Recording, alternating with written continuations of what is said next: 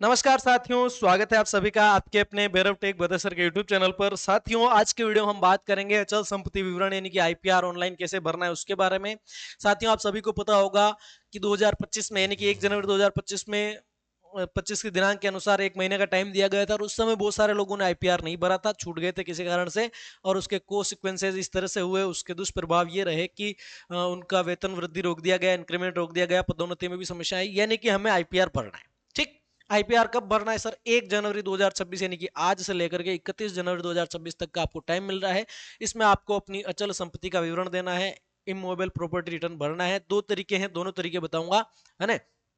और एक गुजारिश, वीडियो शुरू करने से पहले, if you are new to the channel please subscribe and press the bell icon. और आप इंस्टा पर भी फॉलो कर सकते हैं, learner_kavi09 से मेरी आईडी है। और टेलीग्राम चैनल ज्वाइन कर लेना, भैरव टेक बदेसर, वहां पर हर इंपॉर्टेंट जानकारी आपको वहां पर उपलब्ध करवा दी जाती है। साथियों, मैं ये कहना चाह रहा था कि चलो ये बाद में उठाऊंगा। हाँ, चलिए वीडियो को कंटिन्यू करते हैं। चैनल पर नए तो सब्सक्राइब कर दीजिएगा, ये देखना। और उसके बाद में नए साल की बधाई देता हूं आप सबको। सबसे पहले कि आपके लिए जो नया साल है बहुत प्रगति लाए, उत्तरोत्तर आपकी इमूवेबल प्रॉपर्टी बढ़ती जाए, बढ़ती जाए, बढ़ती जाए। आप इतने प्लॉट हो जाएं, इतने मकान हो जाएं कि बच्चों को समझ में नहीं आए कि इसमें रहूं कि वो किराए दूं। ठीक, तो शुरू करते हैं आज की बात को। जितने भी राजकीय कर्मचारी हैं सभी को आईपीआर भरना है। ठीक है, विवरण कब भरना है सर? 1 जनवरी की स्थिति में 31 जनवरी तक भरे जाने हैं आपको। राज सेवकों द्वारा अचल संपत्ति विवरण एसएसओ पोर्टल के माध्यम से और ई राजकाज के माध्यम से भरा जा सकता है। साथियों, दो वेबसाइट है आपके साथ में, हमने है, एक तो ये है, दूसरा ये है ना। इससे भरोगे तो राजकाज आईपीआर अथवा राजकाज 2.0 पोर्टल के द्वारा भरना है। पूरा लाइव प्रोसेस बताऊंगा कैसे भरना है। और अगर आप ई राजकाज की वेबसाइट पर जाएंगे तो फिल आईपीआर और साइन इन का ऑप्शन आपको मिल जाएगा।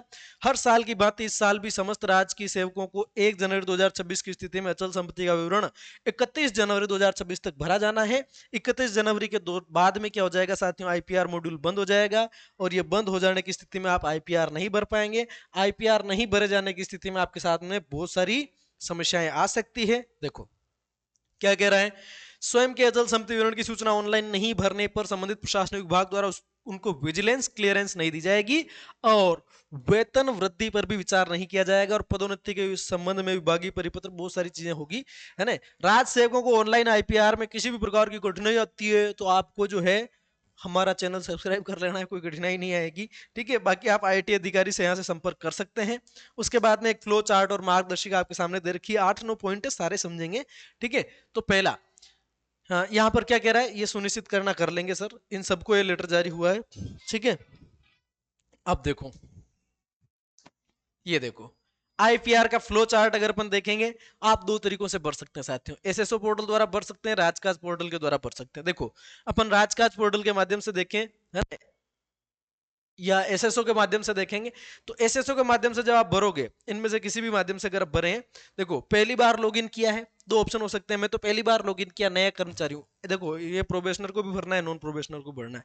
पहली बार किया उसके लिए अलग तरीका है और जो जिसने पहले भर रखा है उसके लिए अलग तरीका है। जिसने पहले भर रखा है, तो जैसे आप लॉगिन करेंगे साथियों, लॉगिन करने के बाद में आपको अपना डैशबोर्ड पर प्रोफाइल दिखाई देगा। प्रोफाइल को चेक कर लेना है, उसमें अगर किसी प्रकार का अपडेशन है तो अपडेट कर लेना है, किसी प्रकार के चेंजेस करने तो चेंजेस करने हैं। उसमें आपकी बेसिक है, नेम वगैरह, उसमें जो कुछ भी करेक्शन हो कंप्लीट कर कुरा के अब प्रोफाइल आपने अपडेट करी, फिर दो ऑप्शन आएंगे, क्या आपके पास संपत्ति है कि संपत्ति नहीं है। ठीक है, संपत्ति है कि अगर स्थिति है तो अलग तरीका है, संपत्ति नहीं है तो अलग तरीका है।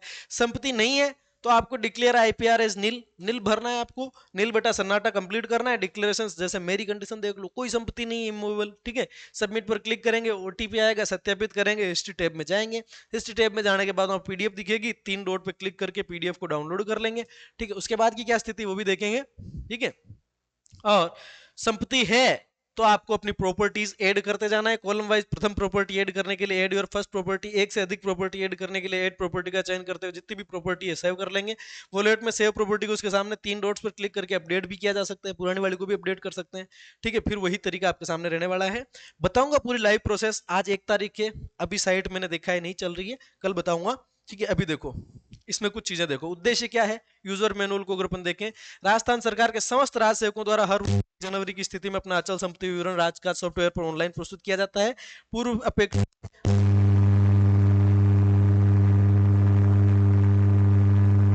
सही होना चाहिए, नाम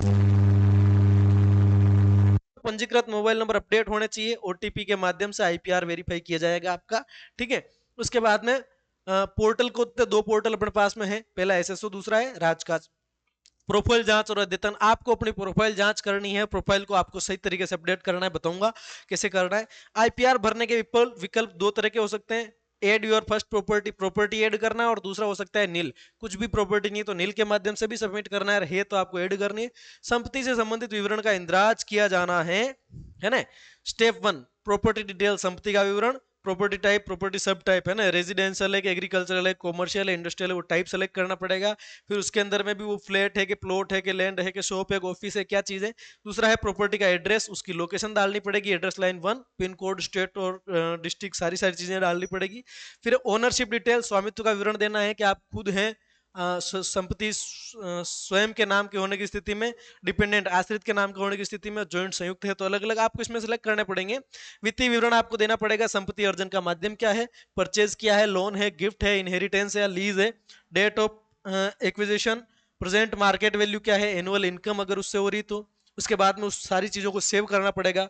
उसके बाद में संपत्ति का जो वॉलेट आएगा, राज सेव कार्मिकों द्वारा दर्ज की गई संपत्ति प्रॉपर्टी वॉलेट में प्रदर्शित होगी, सारी प्रॉपर्टीज चेक कर लेना, डबल एंट्री नहीं पड़ जाए, एक ही प्रॉपर्टी की एंट्री डबल पड़ जाएगी तो भी आपके सामने दिक्कत आ सकती है ना, तो डबल एंट्री तो नहीं पटकनी है।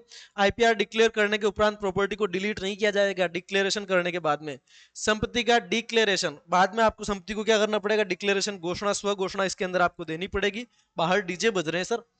संपत्ति होने की स्थिति में डिक्लेयर आईपीआर बटन पर क्लिक करें, और यदि कार्य के पास कोई संपत्ति नहीं है तो डिक्लेयर आईपीआर एज नील विकल्प का चयन करेंगे। डिक्लेरेशन विकल्प में सहमति है तो चेक बॉक्स आएगा, उसको क्लिक करना पड़ेगा। उसके बाद में एसएसओ प्रोफाइल में प्रदर्शित मोबाइल नंबर पर ओटीपी जाएगा, उस वन टाइम पासवर्ड को अगर आप डाल देंगे तो आईपीआर सबमिशन पूरा हो जाएगा। उसके बाद हिस्ट्री और पीडीएफ डाउनलोड, उसमें ये आपकी जो है डाउनलोड हो जाएगी, ये पूरी स्थिति रहेगी। मैं क्या कहना चाह रहा हूं है ना, आपको आईपीआर भरने के जो दोनों तरीके हैं, दो अलग अलग वीडियो में मैं डालूंगा। एक तरीका क्या आप एसएसओ से कैसे करेंगे, दूसरा आप ई राजकाज से कैसे करेंगे, ई राजकाज से कैसे करेंगे। साथ ही नील वाले को कैसे सबमिट करना है, बहुत सिंपल प्रोसेस है, और प्रॉपर्टी वालों को कैसे सबमिट करना है वो भी सिंपल प्रोसेस है। दोनों प्रोसेस आपको इस चैनल पर मिल जाएगी। लगातार आपकी सहायता इस चैनल पर की जा रही है, चाहे वो शाला दर्पण हो, चाहे वो यूडाइस प्लस हो, चाहे कोई भी नया ऑनलाइन काम हो, या एसआईआर फॉर्म कैसे भरना है, उसमें ड्राफ्ट में नाम कैसे चेक करना है, ड्राफ्ट में गलती होने की स्थिति में क्या करना है, बहुओं की कंडीशन में क्या करना है, एवरीथिंग मैंने सब कुछ आपको इस चैनल पर उपलब्ध कराया है। साथ ही आप सभी का भरपूर प्यार और स्नेह भी इस चैनल पर मेरे को मिला है। मिलता है अगले वीडियो में, तब तक के लिए धन्यवाद। आपको अगेन नए साल की बहुत बहुत शुभकामनाएं, बहुत बहुत बधाई, love you all, thank you so much, bye.